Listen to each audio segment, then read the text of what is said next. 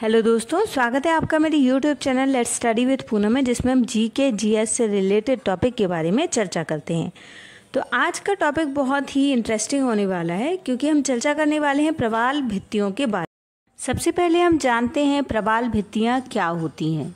तो प्रवाल भित्ति एक चट्टानी संरचना है जो पानी के नीचे स्थित एक प्लेटफॉर्म पर पाई जाती है, जिसका निर्माण प्रवालों और अन्य समुद्री जीवों के कंकालों से हुआ है। कोरल छोटे जीवों से बने होते हैं जिन्हें पॉलिप्स कहा जाता है। एनीमोन की तरह ये आमतौर पर कॉलोनी नामक समूहों में रहते हैं। सबसे पहले हम जानेंगे कि कोरल रीफ यानी मूंगा चट्टानों का निर्माण कैसे होता है। तो कोरल चट्टानों के निर्माण के लिए प्रारंभिक कदम पर्याप्त सूर्य की रोशनी होना है और एक आदर्श वातावरण समतल उष्णकटिबंधीय समुद्र है जिसमें साफ पानी और 18 डिग्री सेल्सियस से ऊपर का तापमान होता है। प्लवक छोटे समुद्री जीवों में से इसकी ऊर्जा का मुख्य स्रोत प्रकाश संश्लेषण है जो ज़ोक्सानथेला द्वारा किया जाता है, एक शैवाल जो जानवरों के साथ सहजीवन में रहता है। कोरल के रंग के लिए यह महत्वपूर्ण रूप से जिम्मेदार है। यदि हम प्रवाल भित्तियों की उच्चतम सघनता की बात करें तो प्रशांत महासागर में यह 40% से अधिक है। इसके बाद दक्षिण पूर्व एशिया है जहां पर 32% से अधिक है, जबकि भारतीय सागर और लाल सागर का हिस्सा लगभग 20% है।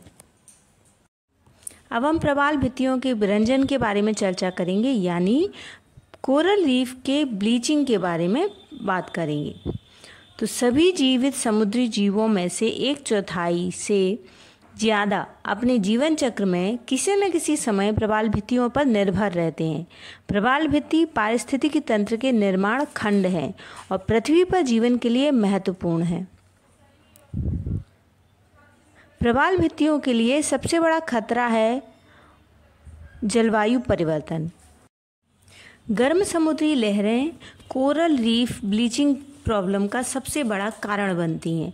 जलवायु परिवर्तन के अनेक प्रभावों में से एक है ग्लोबल वार्मिंग और वैश्विक तापमान। हमारे महासागरों पर पड़ने वाले अन्य प्रभावों में चक्रवातों की तीव्रता में वृद्धि, महासागरीय अम्लीकरण और चरम मौसम संबंधी घटनाएं इसमें शामिल हैं। अपनी खूबसूरती और महत्व के बावजूद दुनिया भर में कोरल रीफ तेजी से गायब हो रहे हैं। जल प्रदूषण, अत्यधिक मछली पकड़ने और तटीय विकास स्थानीय स्तर पर कोरल रीफ पर अपना असर डाल रहे हैं। अब हम सरल शब्दों में समझने का प्रयास करते हैं कि जब रीफ का पानी बहुत लंबे समय तक बहुत गर्म रहता है तो कोरल तनावग्रस्त हो जाते हैं और अपने ऊतकों के अंदर रहने वाले समुद्री शैवाल को बाहर निकाल देते हैं, जिन्हें ज़ोक्सानथेला कहा जाता है। ज़ोक्सानथेला कोरल को सूर्य से भोजन और ऊर्जा प्रदान करते हैं। प्रकाश संश्लेषण नामक प्रक्रिया के कारण उन्हें भोजन प्राप्त होता है, जिससे उन्हें बढ़ने और प्रजनन करने के लिए मदद मिलती है। जब कोरल गर्मी या प्रदूषण जैसी चीज़ों से तनावग्रस्त हो जाते हैं, शैवाल बाहर निकालने की प्रक्रिया करते हैं, जिससे पीछे वह सफ़ेद कंकाल रह जाता है। इसे कोरल ब्लीचिंग के नाम से जाना जाता है। कुछ कोरल खुद को खिला सकते हैं, लेकिन ज़ोक्सानथेला के बिना ज़्यादातर कोरल भूखे मर जाते हैं। एक स्वस्थ रीफ कोरल ब्लीचिंग से उभर सकता है, लेकिन इसके लिए समय और सही परिस्थितियों की ज़रूरत होती है। कोरल रीफ को पूरी तरह से ठीक होने में लगभग 1 दशक का समय लगता है। जीवाश्म ईंधनों से कोरल रीफ पर क्या असर पड़ता है, हम ये जानने का प्रयास करेंगे कि जीवाश्म ईंधनों के खनन और जलने से हवा में कार्बन प्रदूषण फैलता है, जो हमारे महासागरों को गर्म कर रहा है। अधिक लगातार तीव्र समुद्री गर्मी की लहरें पैदा कर रहे हैं। महासागर अतिरिक्त गर्मी को अवशोषित करता है और इससे समुद्र की सतह का तापमान औसत से अधिक हो जाता है। 1900 के बाद से महासागर का तापमान 1 डिग्री तक बढ़ गया है। यह मामूली लग सकता है, हालांकि कोरल तापमान के बदलाव के प्रति बहुत संवेदनशील होते हैं। यदि तापमान 1 डिग्री सी या उससे अधिक बढ़ जाता है तो कोरल तनावग्रस्त हो जाते हैं। अब हम वैज्ञानिकों के दृष्टिकोण से कोरल रीफ की ब्लीचिंग प्रॉब्लम्स को समझने का प्रयास करेंगे।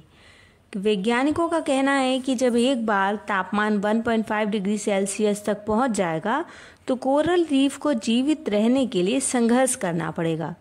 अगर हम इस दशक में 1.5 डिग्री सेल्सियस ग्लोबल वार्मिंग को अपने नियंत्रण में नहीं रखते हैं तो कठोर वास्तविकता यह है कि हम और अधिक सामूहिक विरंजन की घटनाएं देखेंगे। हमारे वैश्विक प्रतीक में तेजी से गिरावट आएगी।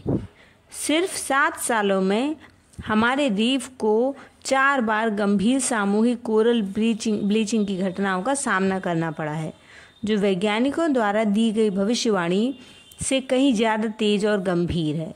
अगर हम इस प्रदूषण को रोकने के लिए कोई कदम नहीं उठाते हैं तो हम अपने कीमती रीफ के भविष्य को जोखिम में डाल सकते हैं। अब हम ये जानेंगे कि कोरल ब्लीचिंग प्रॉब्लम का हल निकालने में हम क्या योगदान कर सकते हैं। हमारे पास समाधान है। वास्तविक नेतृत्व के साथ हम कार्बन प्रदूषण को रोक सकते हैं और अपने कोरल रीफ को ठीक होने या पुनर्निर्माण की अनुमति दे सकते हैं। लेकिन ऐसा करने के लिए हमें गंदे कोयले को छोड़ना होगा और आज ही अक्षय ऊर्जा में बदलाव करना होगा। अगर हम जलवायु नेतृत्व करते हैं तो हमारी कोरल रीफ उन पर निर्भर रहने वाली हजारों प्रजातियां, जिनमें हम भी शामिल हैं, आने वाली पीढ़ियों के लिए पुनर्निर्माण कर सकते हैं।